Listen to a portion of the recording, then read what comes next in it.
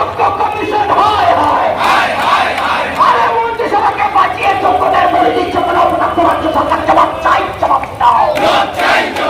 আরে মন্ত্রী পরিষদকে বাঁচিয়ে যোগ্যদের বলে দিচ্ছ কোনো অপরাধ মুখ্যমন্ত্রীর জবাব চাই, জবাব দাও। প্রাতিষ্ঠানিক দুর্নীতির দায় প্রতিষ্ঠানকে নিতেই হবে। মুখ্যমন্ত্রী রাজ্য সরকার হয় মুখ্যমন্ত্রী রাজ্য সরকার তো মাইক জানাই ঠিক ঠিক ঠিক মুখ্যমন্ত্রী রাজ্য সরকার তোমাকে জানাই ঠিক ঠিক ঠিক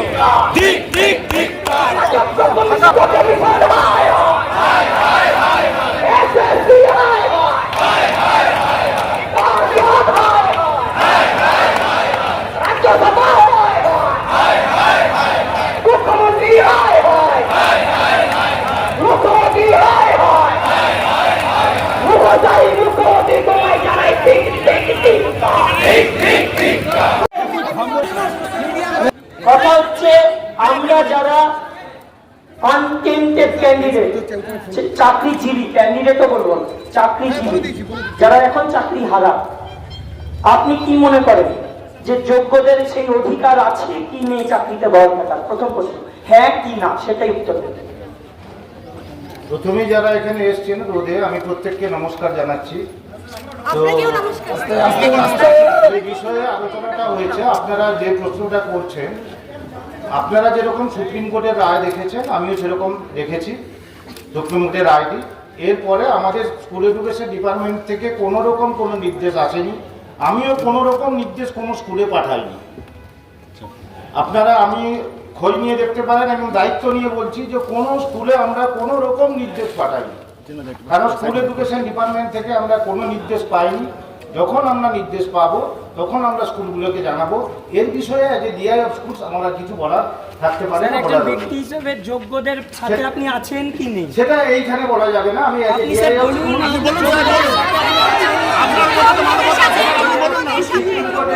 আমার স্কুল এডুকেশন ডিপার্টমেন্ট যেরকম আমাকে নির্দেশ দেবে সেই নির্দেশ আমি কমিউনিকেট করব। আমি তো অফিসারের কাছেই এসেছেন। আপনি তো চাকরি দিতে পারবেন না।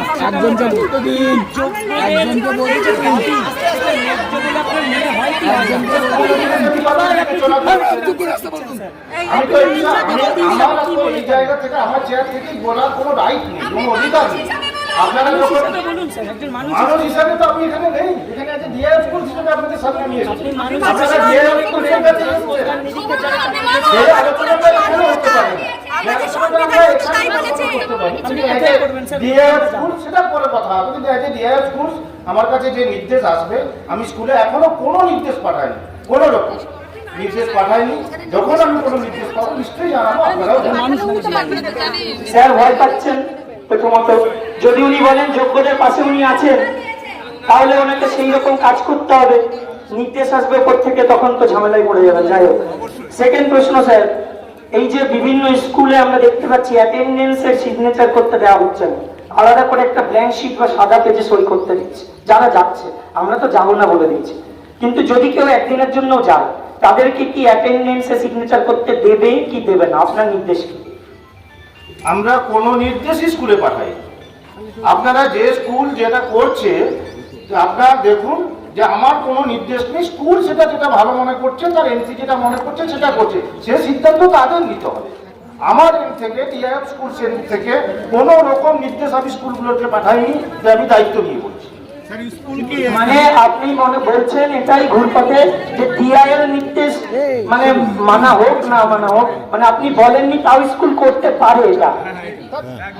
আপনি তো বলেন এমসি সিদ্ধান্ত নেবে, মানে ম্যানেজিং কমিটি ডিআই এর নির্দেশ ছাড়াও এরকম সিদ্ধান্ত নিতে পারে? এরকম নিচ্ছে বলে আমার কাছে কোনো আপনি এক্ষুনি বললেন এমসি যদি মনে করে নিতে পারে। বললে এমসি নিতে পারে কিন্তু বলেন এমসি যে তাহলে এটা ভুল হচ্ছে কি হচ্ছে না? এমসি যদি এই সিদ্ধান্ত নেয়, আমি বলছি যারা নিয়ে থাকে ধরুন একটা নিয়েছে, ভুল কি ভুল? যদি কেউ দিয়ে থাকে আমাকে লিখিতভাবে জানান, আমি চেক আপ করব। যদি কোনো স্কুল এই ঘটনা করে থাকে, যদি এই স্কুল এরকম কোনো ঘটনা করে থাকে আমাকে লিখিতভাবে জানান, আমি চেক আপ করব। স্যার আপনারা এই যে যত ডিআইরা আছেন, ডিআই সাহেবরা আছেন, তারা সম্মিলিতভাবে একটা লিখিত লেটার আপনারা কি শিক্ষা দপ্তরে এসএসসি চেয়ারম্যানের কাছে, মুখ্যমন্ত্রীর কাছে, শিক্ষামন্ত্রীর কাছে দিতে পারবেন? আমাদের দাবি এটা যে যোগ্যদের যে কোনো মূল্যে আপনারা সহযোগিতা করবেন, যে তাদের কাছে বলবেন কোথায় মিরর ইমেজ আছে সেটা বার করে আনুন, এবং যোগ্য অযোগ্য লিস্ট সার্টিফাই করে বিভিন্ন জায়গায় পাবলিশ করাবো। আমরা চাই আপনারা এটা বলবেন। আপনারা কি বলবেন?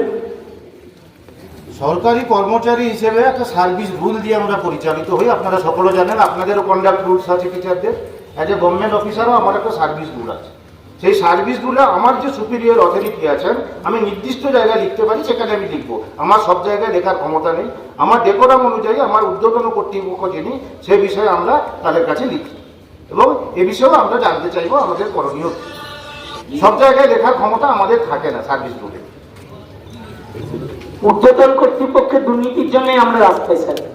সেই ঊর্ধ্বতন কর্তৃপক্ষ যে ঊর্ধ্বতমে আপনি যাচ্ছেন, সেই ঊর্ধ্বতমের যত প্রকারের দুর্নীতি, তার জন্যই আজকে এই রাস্তায় আমরা বসে থাকতে হচ্ছে। আর কসবাই দেখুন, মারপিট হয়ে মার খেয়ে থানায় নিয়ে গেছে আর হসপিটালে ভর্তি হতে হয়েছে। আপনারাও আমরা জানি, বাড়ি গিয়ে এটাই আলোচনা করেন এদের কি অবস্থা, কিন্তু যখন চেয়ারে বসেন বা এই জায়গায় আসেন, আপনাদের সেই ক্ষমতা থাকে না মুখের উপরে জবাব দেওয়া, মাইনেটা ঢুকতে হবে। কিন্তু আজকে শিক্ষক শিক্ষিকারা, আমরা যারা রাস্তায় এসে পড়েছি, আমাদের সেই ক্ষমতা আছে আপনাদের থেকেও ওপরে, যে আমরা মন খুলে মনের কথাটা বলতে পারি, যেটা আপনাদেরকে দমিয়ে রাখা হয়, আপনারা বলতে পারেন না। আপনারা এটাও জানেন যে এই যে যত পুলিশ কর্মচারীরা আছেন, আমরা সবাই জানি, আমরা কলকাতায় অনেকবার অ্যারেস্ট হয়েছি, অনেকবার পুলিশে লালবাজার, শেক্সপিয়ার থানা, মানে সব জায়গা থেকে পুলিশ এটাই বলেছে, স্যার এই চোর সরকারের বিরুদ্ধে আমরাও মুখ খুলতে পারি না, আমরাও তো চাই বিরুদ্ধে যেতে, কিন্তু আমরা প্রশাসন কি করবো, আসুন বসুন চা খান বাড়ি যান, সবাই জানি। কিন্তু এই যে তোতা পাখির মতো যা বলে দেবে তাই বলতে হবে, নাহলে আমাদের চেয়ার চলে যাবে। সময় আছে স্যার, আপনাদের কাছে অনুরোধ, এই জিনিস থেকে বেরিয়ে আসুন, সকলে মিলে গর্জে উঠুন। শুধু সরকারের বিরোধিতা করার জন্য বলছি না স্যার, এটা খুব বড় ভুল বার্তা হয়তো আপনারা ভাবছেন। যে ভুল কাজগুলো সে যে পার্টি করুক, সবার ঊর্ধ্বে গিয়ে ভাবুন, মানুষ হিসেবে ভাবুন, যে বিরোধী দল হোক সরকার হোক, যে ভুলটা করছে, ভুলের বিরুদ্ধে গিয়ে একটা কথা অন্তত বলুন, মাথা তুলে বলুন, নাহলে লোকের কাছে, সবার কাছে, সমাজের কাছে মাথা নিচু করেই দাঁড়াতে হবে, তারা খুলে এইভাবেই বেরিয়ে আসতে হবে। আমাদের এই মাসে স্যালারি কি হচ্ছে কি হচ্ছে না, এই ব্যাপারে কোনো নির্দেশই নেই, স্যালারি সম্পর্কিত এখনো কোনো নির্দেশই আমাদের কাছে আছে। আমাদের এই দুর্দিনে, আমাদের এই চাকরিহারা জীবনে, আমাদের যখন দেওয়ালে পিঠ থেকে গেছে, আমরা যখন আর বাঁচার উপায় খুঁজে পাচ্ছি না, আপনাদের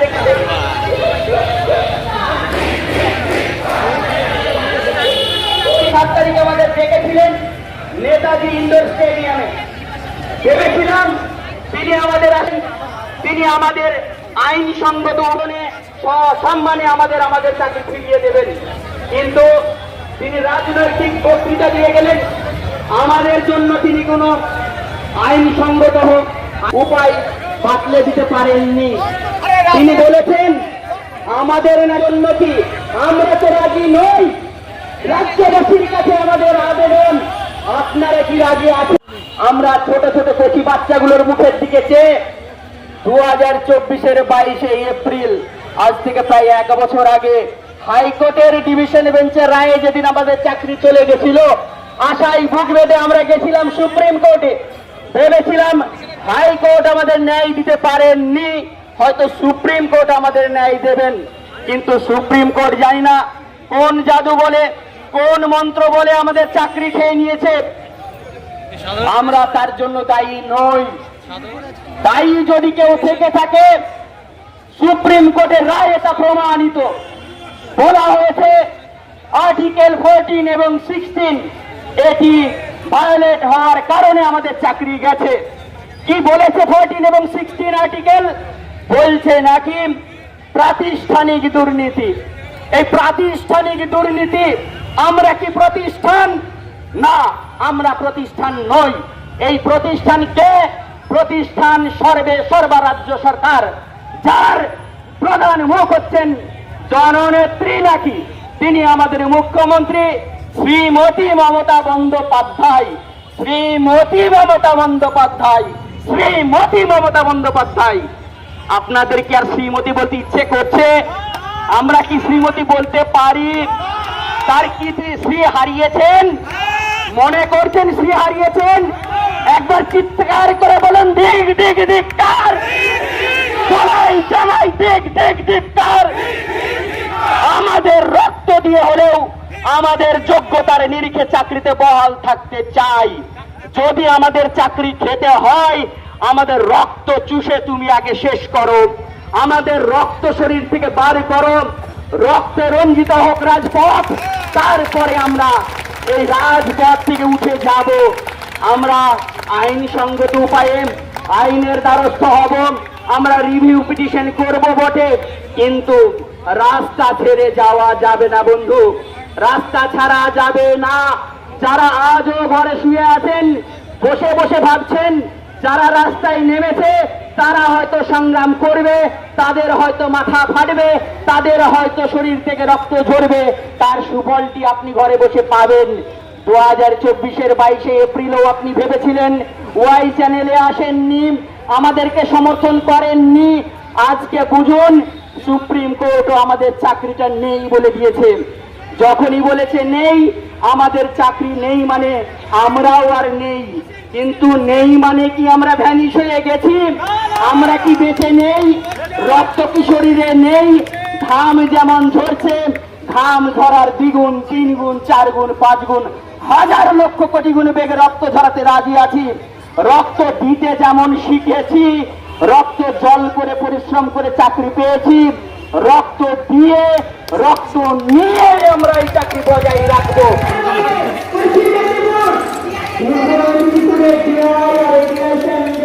হাতের লেখা নিয়ে দাঁড়িয়ে আছেন,